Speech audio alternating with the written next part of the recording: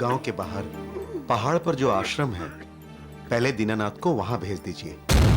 ऐसे मरीजों को घर में रखना घर के और गांव के लोगों के स्वास्थ्य के लिए ठीक नहीं है। ऐसे मरीजों से क्या मतलब है आपका वैद्य जी?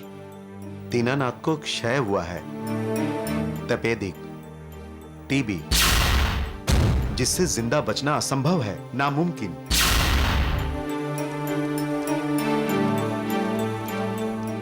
नहीं पिताजी, नहीं माँ, ये नहीं हो सकता। मैं किसी और से शादी नहीं कर सकती। दीनानाथ जी के साथ मेरा विवाह हो चुका है। लेकिन बेटी, ऐसे भला शादी कभी हो जाती है? शादी कोई बच्चों का खेल नहीं है बेटी। ऐसी हालत में भी जो मालिक पर श्रद्धा रखते हैं, विश्वास करते हैं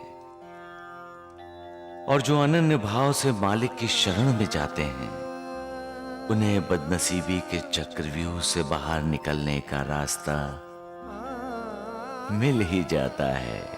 मैं आपका इशारा समझ गई साईं बाबा। आप पर मेरा विश्वास और मेरी श्रद्धा कभी नहीं डगमगाएंगे।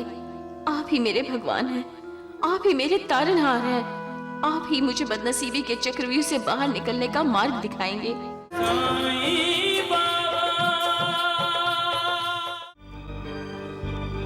अरे अरे दीनानाथ, अरे बेटा, अरे बेटा, अरे मेरे लाल, क्या हुआ?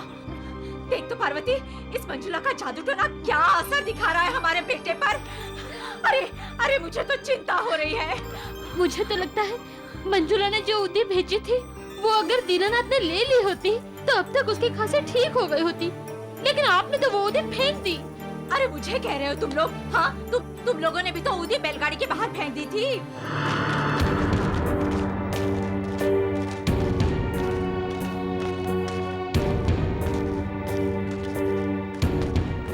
अग्गो भाई, ये मंजुला के पिताजी भी तो साथ में हैं। ये रमाकांत जी इस समय किस लिए आए हैं? वो भी जबकि वैद्य जी अपने दीनानाथ को देखने के लिए आए हैं।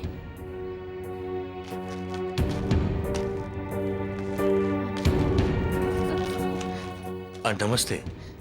नमस्ते जी। रमाकांत जी शादी जल्दी करवाना चाहते हैं।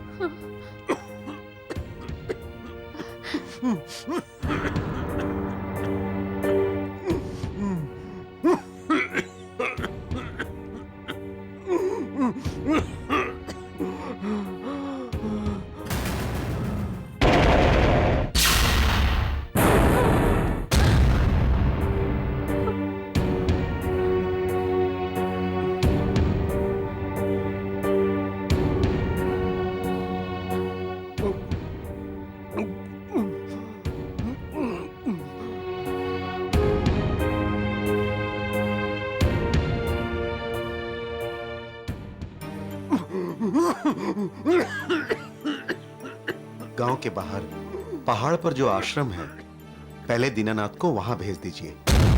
ऐसे मरीजों को घर में रखना घर के और गांव के लोगों के स्वास्थ्य के लिए ठीक नहीं है। ऐसे मरीजों से क्या मतलब है आपका वैद्य जी? दीनानाथ को क्षय हुआ है, तपेदिक, टीबी, जिससे जिंदा बचना असंभव है, नामुमकिन।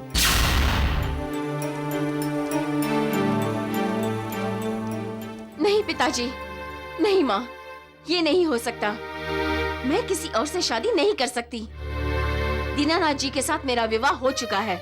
लेकिन बेटी, ऐसे भला शादी कभी हो जाती है? शादी कोई बच्चों का खेल नहीं है बेटी। यही तो मैं भी कह रही हूँ पिताजी, कि जब मेरी शादी हो चुकी है तो आप बार बार मुझे। मंजुला, तुम्हारी शादी नहीं हुई है और दीनानाथ से तो बिल्कुल नहीं हो सकती। क्योंकि दीनानाथ को क्षय रोग हुआ है, तपेदिक, टीबी, जिससे जिंदा बचना नामुमकिन है, असंभव। नहीं, ये नहीं हो सकता। उन्हें कुछ नहीं हो सकता। वो ठीक होंगे। उन्हें मेरे लिए ठीक होना ही होगा। साईं बाबा, मुझे साईं बाबा के पास जाना चाहिए। वही मेरी मदद करेंगे। बेटी, हम तो तुमसे जोड़ के बैठे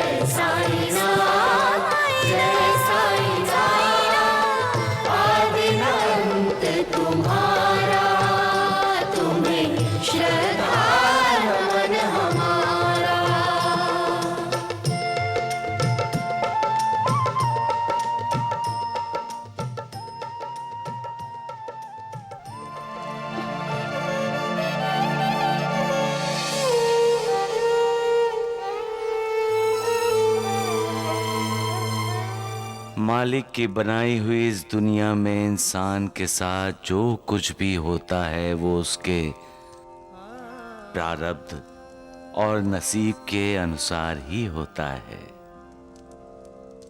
प्रारब्ध या नसीब इंसान के कर्मों से बनता है, उसे कोई नहीं मिटा सकता, स्वयं मालिक भी नहीं। इंसान जो भी कर्म करता है, अच्छे या बुरे, उसका फल उसे भोगना ही पड़ता है। जैसा हम चाहते हैं जब वैसा नहीं होता तो हम उसे अपनी बदनसीबी और बदकिस्मती कहते हैं।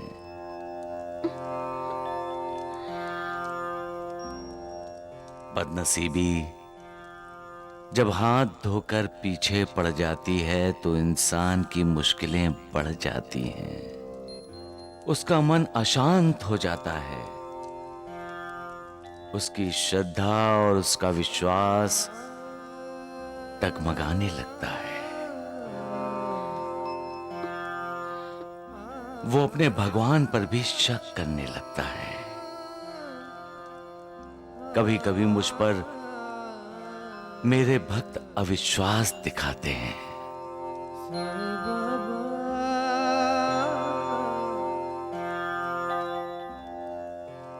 मेरे एक भक्त ने 2 बार अपने नजदीकी रिश्तेदारों को मेरी दी हुई उदी भेजी, लेकिन बदकिस्मती से उसके रिश्तेदारों ने 2 बार अविश्वास किया और उदी फेंक दी।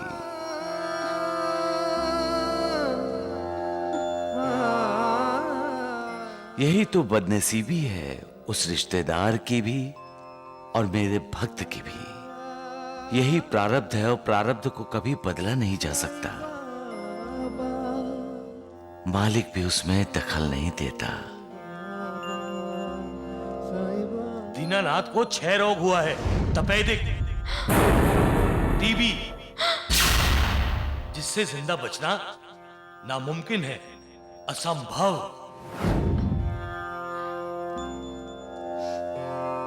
ऐसी हालत में भी जो मालिक पर श्रद्धा रखते हैं, विश्वास करते हैं और जो अनन्य भाव से मालिक की शरण में जाते हैं, उन्हें बदनसीबी के चक्रव्यूह से बाहर निकलने का रास्ता मिल ही जाता है। मैं आपका इशारा समझ गई साईं बाबा। आप पर मेरा विश्वास और मेरी श्रद्धा कभी नहीं डगमगाएंगे। आप ही मेरे भगवान हैं, आप ही मेरे तारनहार हैं, आप ही मुझे बदनसीबी के चक्रव्यूह से बाहर निकलने का मार्ग दिखाएंगे। आपने मुझे सुखी रहने का आशीर्वाद दिया है और मैं आपकी शरण में आई हूँ। मुझे आपका आशीर्वाद सच करने की शक्ति दीजिए साईं बाबा।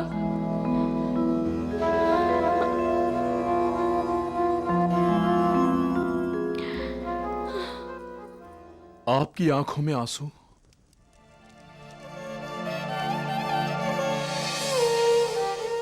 आज मेरे भक्त ने मुझे रुला दिया महालसापति। आज भक्त का कद श्रद्धा, भक्ति और विश्वास के कारण भगवान से भी ऊंचा हो गया। महालसापति, प्रारब्ध जानने के बाद भी श्रद्धा और विश्वास के बलबूते पर मेरा भक्त प्रारब्ध को ही चुनौती देने जा रहा है। होनी को अनहोनी में बदलने का इरादा कर लिया है उसने, लेकिन मेरे आशीर्वाद की लाज रखने के लिए मुझसे शक्ति मांग रहा है। धन्य है ऐसे भक्त महालसापति और धन्य है उनकी भक्ति। ऐसे भक्त ही भगवान का महात्म्य बढ़ाते हैं। सबका मालिक एक।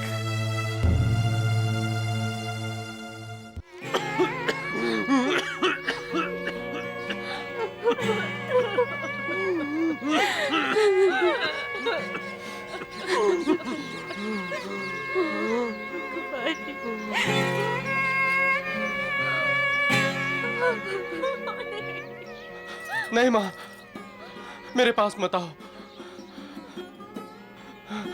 मुझे क्षय, टीबी तुम्हें भी लग जाएगी माँ। नहीं बेटे, बिल्ली के दांत उसके बच्चों को नहीं लगते। ये तो बच्चे ही। दांत बिल्ली को लगते हैं माँ, और मैं नहीं चाहता कि ये जानलेवा बीमारी आपको भी लगे।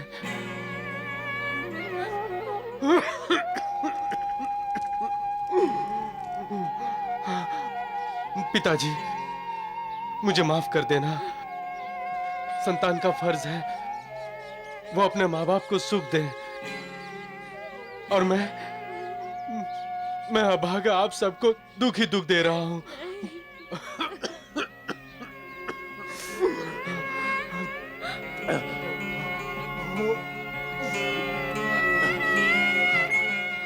माँ, पिताजी। बेटा, तू बात मत कर बेटा। नहीं माँ, अब बात नहीं करूंगा तो मेरे पास वक्त ही कहाँ बचा है माँ। अरे बेटा, तू दिल दुखाने वाली बातें क्यों करता है? सच्चाई से मुंह छिपाने का क्या फायदा पिताजी? आप और मैं सभी जानते हैं कि मेरी जिंदगी के कुछ ही दिन बचे हैं।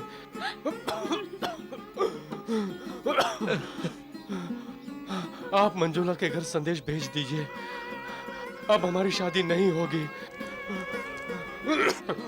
अरे बेटा, अरे ऐसी दिल दुखाने वाली बातें क्यों कर रहा है रे? देख लेना बेटा, तेरी शादी भी होगी और इस घर को वारिस भी मिलेगा।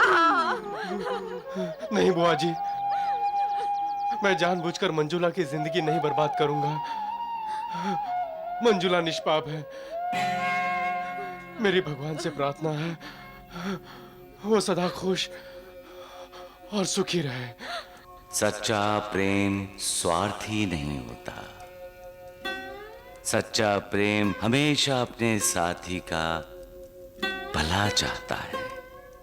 2.5 अक्षर का बना ये शब्द प्रेम इंसान को अपनी जिंदगी में कई प्रकार के साक्षात्कार करवाता है। माँ और बच्चे में, भाई भाई में, भाई बहन में, पिता और संतान में, दो दोस्तों की दोस्ती, ये भी प्रेम का ही एक रूप है। प्रेमी और प्रेमिका एक दूसरे को प्रेम बंधन में जकड़ते हैं। ईश्वर और भक्त में भक्ति का रिश्ता भी प्रेम का ही एक अंग है। अलग अलग रूपों का प्रेम इंसान की जिंदगी को रंगीन और खुशबूदार बनाता है। प्रेम का मतलब ही है श्रद्धा, भक्ति, विश्वास। जिन्हें प्रेम का साक्षात्कार होता है उन्हें मानो ईश्वर का साक्षात्कार हुआ है। सबका मालिक एक।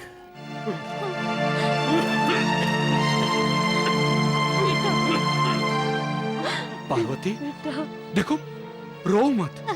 दीनानाथ आश्रम जा रहा है। जैसे ही ठीक होगा लौट आएगा। मत जाओ बेटे, इसे आश्रम नहीं लेके जाओ। दीदी, मना करो इसे। दीदी।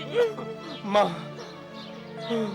मैं भगवान से प्रार्थना करता हूँ कि अगले जन्म में भी वो तुम्हारा ही बेटा बना है, ताकि मैं स्वस्थ होकर तुम्हारी सेवा कर सकूं। पिताजी, बुआ जी और आपको दुनिया की सारी खुशियां दे सकूं। दीदी रोको ना उसे। दीदी बेटा रुक जाओ।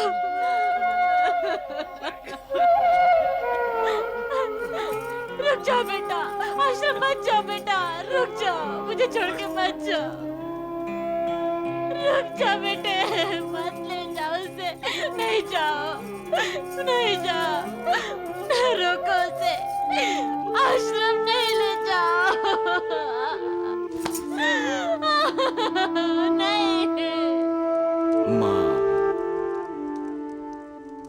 माँ भगवान की बनाई हुई एक सर्वश्रेष्ठ कलाकृति है। माँ स्वयं मालिक का ही अवतार है। माँ इंसान को दिया हुआ मालिक का वरदान है। माँ जब खुश होती है तो मानो भगवान खुश होता है, और माँ जब दुखी होती है तो भगवान भी दुखी होता है। माँ का एक आंसू मालिक की बनाई हुई इस दुनिया में प्रलय ला सकता है। माँ के होठों की एक हल्की मुस्कान ही इस मालिक की दुनिया में वसंत उत्सव का प्रतीक है। ईश्वर का साक्षात्कार है। मां प्रेम, ममता, त्याग, श्रद्धा, विश्वास और पूर्ण समर्पण का आविष्कार है। मां बदनसीब हैं वो लोग जिनकी मां नहीं है। भाग्यशाली हैं वो लोग जिनकी मां है। मां सबका मालिक एक।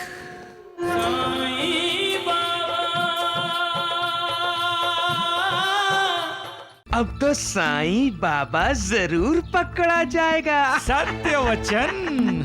डागड़ू, मैं तो ये सोचता हूँ उस दारोगा ने भगवान द्वारिकानाथ जी पर भरोसा कैसे किया। क्या क्या कहा तुमने? अरे भगवान, ढूंढू ने तो आपकी तारीफ की है। तारीफ के काबिल ना होते हुए भी। हाँ। अरे मोरी को ठहरो, अब मेरा ये हाथ और ये डंडा तुम दोनों की तारीफ करेगा, समझे? वो फकीर लोगों को अपने प्रभाव में रखने के लिए बोलता रहता है, सबका मालिक एक, सबका मालिक एक। साहब, उसको फकीर मत कहिए, वो साईं बाबा हैं। वो जो भी है, उस पर चोरी का इल्जाम है, इसलिए तुम उसे थाने बुलाओ, उसकी तहकीकात करनी होगी। साहब, ये मैं कैसे कर सकता हूँ? साहब, वो तो तुम अपनी ड्यूटी से इनकार करोगे? जाओ जाओ जाओ। इसी गांव के होकर आप साईं बाबा का अपमान करेंगे फौजदार जी? आप भी तो साईं बाबा की पूजा करते हैं। जिसकी पूजा करते हो उसी को पकड़ोगे? अपने भगवान को बदनाम करोगे? जाओ, वापस अपने थाने जाओ, जाओ। हम थाने से आए हैं मुजरिम को पकड़ने के लिए, और हम अच्छी तरह जानते हैं कि वो द्वारका माई में ही है। हमें द्वारका माई जाने दो।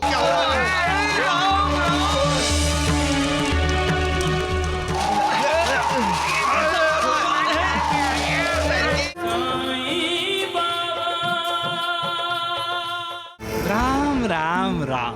द्वारिकानाथ जी, आपने बड़ी अच्छी चाल चली है। इसमें क्या शक है वैद जी? हाँ। जैसे द्वारिका नाथ जी खुद हैं वैसे ही चाल चलेंगे। क्यों धोंडू? हाँ दगड़ू, द्वारिका नाथ जी टेढ़े हैं तो टेढ़ी ही चाल चलेंगे। अरे चुप करो मूर्खों, नहीं तो मैं तुम दोनों को टेढ़ा कर दूंगा, समझे? अरे छोड़िए इन मूर्खों को। वैद जी, हाँ, अब तो साईं बाबा जरूर पकड़ा जाएगा। सत्य वचन। दगड़ू, मैं तो ये सोचता हूँ उस दारोगा ने भगवान द्वारिका नाथ जी पर भरोसा कैसे किया? क्या क्या कहा तुमने? अरे भगवान, धोंडू ने तो आपकी तारीफ की है। तारीफ के काबिल ना होते हुए भी। हाँ। अरे मूर्खों ठहरो, अब मेरा ये हाथ और ये डंडा तुम दोनों की तारीफ करेगा, समझे? रुको, ये लो, अब आएगी अकल। हैं? बहुत खुश हैं आप सब? ए ढोंगी साईं, क्या कर रहा है यहाँ? जा अपने द्वारका माई। वैद जी, मैं हर तरफ हूँ, हर जगह हूँ। तो अब हवालात में भी तुम ही दिखाई दोगे साईं। ये दुनिया भी तो हवालात है द्वारिका नाथ जी, और हम सब उसमें कैद हैं। और वो फौजदार है। राम राम राम राम। सुन रहे हैं द्वारिका नाथ जी, साईं बाबा तत्व ज्ञान सुना रहे हैं। इसमें क्या शक है वैद जी? जब सामने हथकड़ियां नजर आती है ना, तो साईं जैसे लोगों को भी तत्व ज्ञान याद आने लगता है। राम राम राम। हंस लो साईं, जी भर के हंस लो।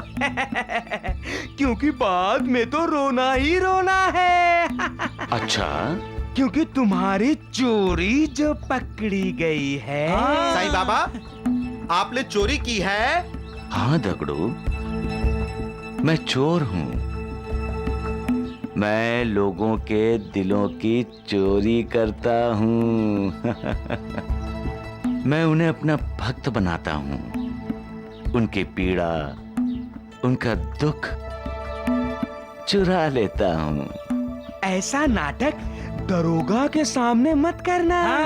उसे यकीन नहीं होगा। आप नहीं जानते द्वारका नाथ जी, मैं चोर के साथ साथ दरोगा भी हूँ। जो सच्चाई के रास्ते से भटकते हैं, उन्हें ये दरोगा फौजदार बनाकर सही रास्ते पर लाता है। हाँ। सबका मालिक एक।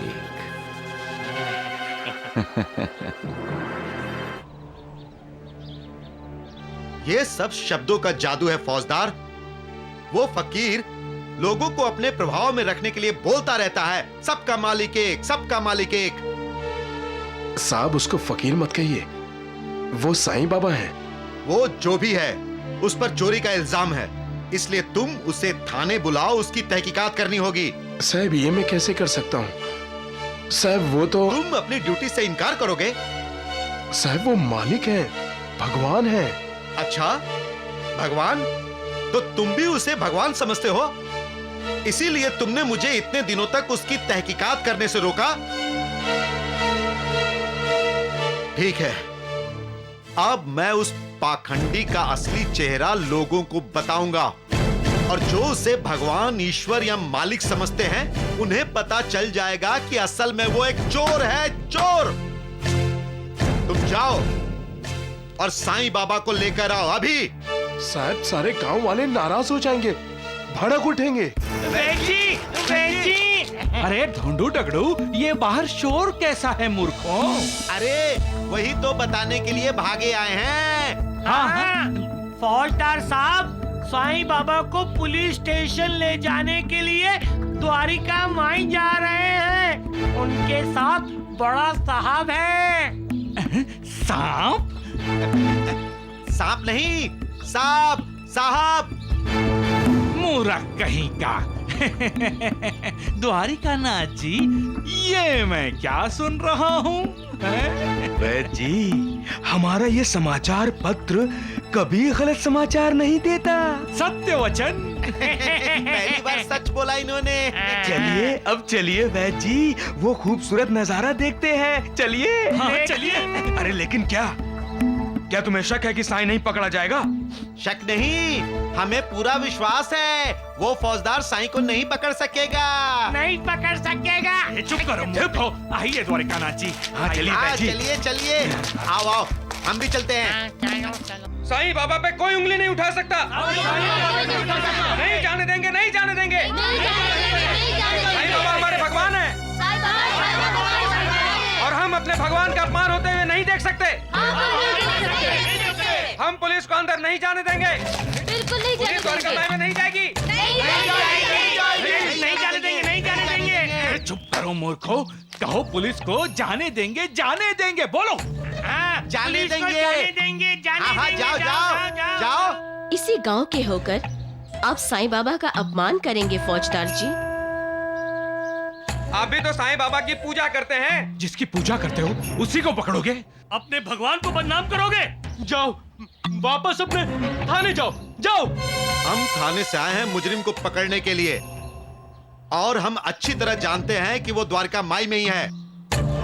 हमें द्वारका माई जाने दो। द्वारका माई हमारा मंदिर है, चोर लुटेरों का अड्डा नहीं है वो। आप हमें हमारा काम करने देंगे या नहीं?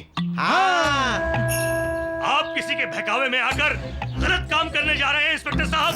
सही और गलत का पता तो बाद में चलेगा। इंस्पेक्टर साहब, ये आपको अपनी ड्यूटी करने से रोक रहे हैं। इन्हें सजा दीजिए। हाँ हाँ, इन सबको भी ले जाकर हवालात में बंद कर दो।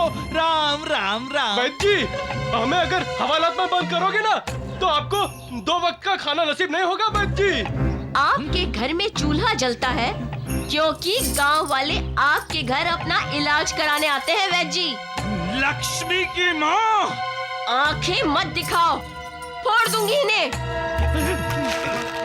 वैद्य जी, अपनी आंखें बंद कर लीजिए। हाँ, नहीं तो लक्ष्मी की माँ दोनों आंखें फोड़ देगी। हाँ, फिर आप दवा कैसे बनाएंगे? जो मुझे रोकेगा वो कानून का गुनहगार होगा।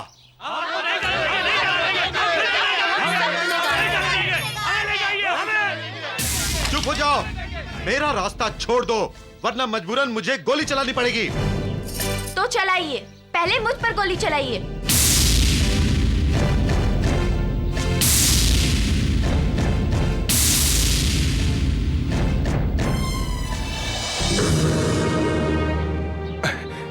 क्या हुआ गुरुजी? दरोगा जी अगर साईनाथ के दर्शन करना चाहते हैं तो रोक क्यों रहे हैं? जाने दीजिए इन्हें। ये साईं बाबा को चोर समझ रहे हैं, उनकी तहकीकात करने आए हैं। अरे करने दीजिए ना तहकीकात। आप तो जानते हैं गुरुजी, जब साईं बाबा किसी को बुलाते हैं तो ही वो शिरडी आते हैं, और जब साईनाथ की इजाजत होती है तभी वो द्वारिका माई में कदम रखता है। क्या आपको साईनाथ ने बुलाया है? मैं सरकारी काम से आया हूँ, किसी के बुलावे पर नहीं, और मुझे किसी की इजाजत की जरूरत नहीं है।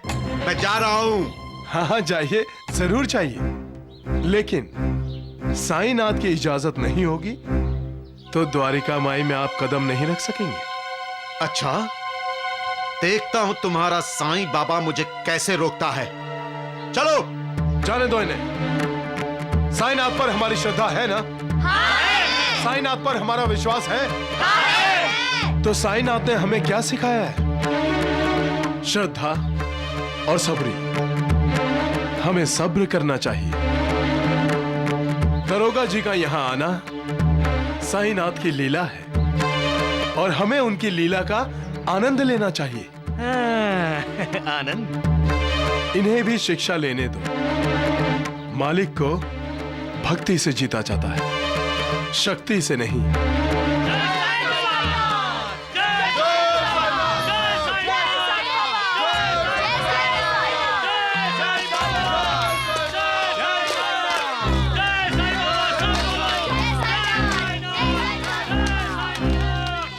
अरे चलो वैद्य जी, अरे द्वारिका नाथ जी, इस ढोंगी का नाटक हम भी देखें।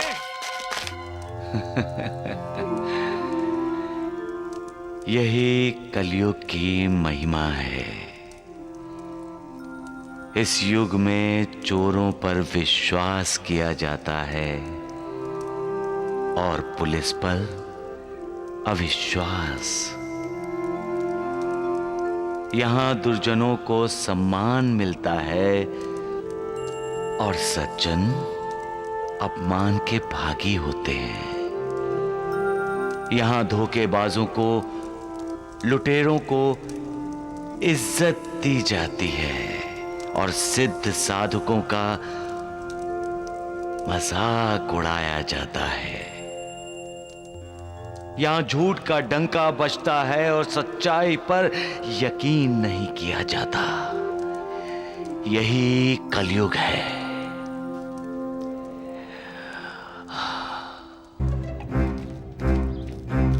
वैद्य जी, आज ये साईं बाबा का अध्याय समाप्त हुआ समझो। राम राम राम।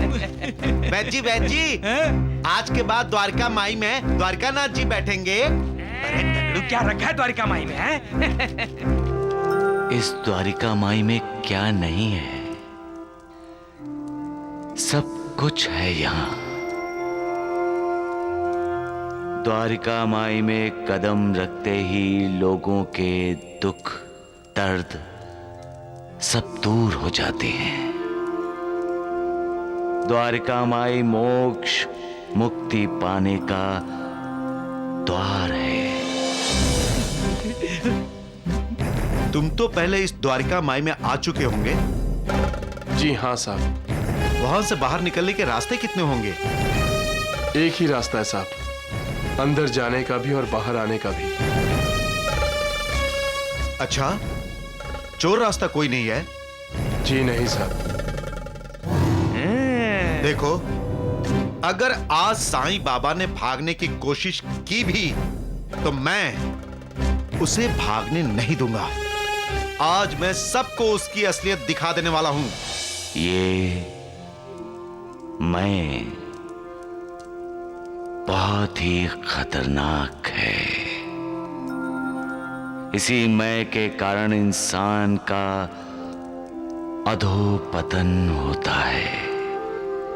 यही मैं ही इंसान के दिल में कड़वाहट भरती है और यही मैं, यही अहंकार इंसान को मालिक से दूर करता है। जब इंसान इस मैं को भूलकर मालिक की शरण में जाता है तो उसका उद्धार हो जाता है। अरे ये बंदर कहाँ जा रहा है? बाबा बाबा बाबा बाबा, वो दरोगा जी आपको पकड़ने के लिए यहाँ आ रहे हैं। हाँ। नानावली, ईश्वर सर्वशक्तिमान है। वही मारने वाला है, वही तारने वाला है। वही होता है जो वो चाहता है। इंसान के चाहने से कुछ नहीं होता। साहब, ये रहा द्वारिका माई का प्रवेश द्वार। ये वो बाबा, वो दूल्हे दूल्हे दूल्हे मुझने वाली दूल्हे, आइए आइए आइए, दूल्हे दूल्हे बाबा बाबा आइए।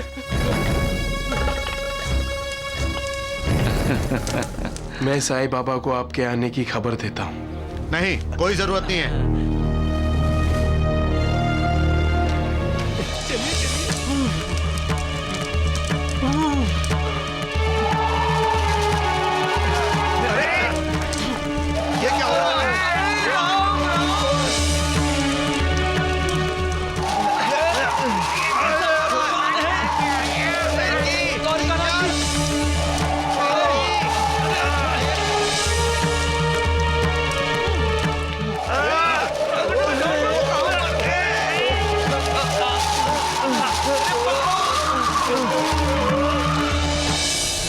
बाबा,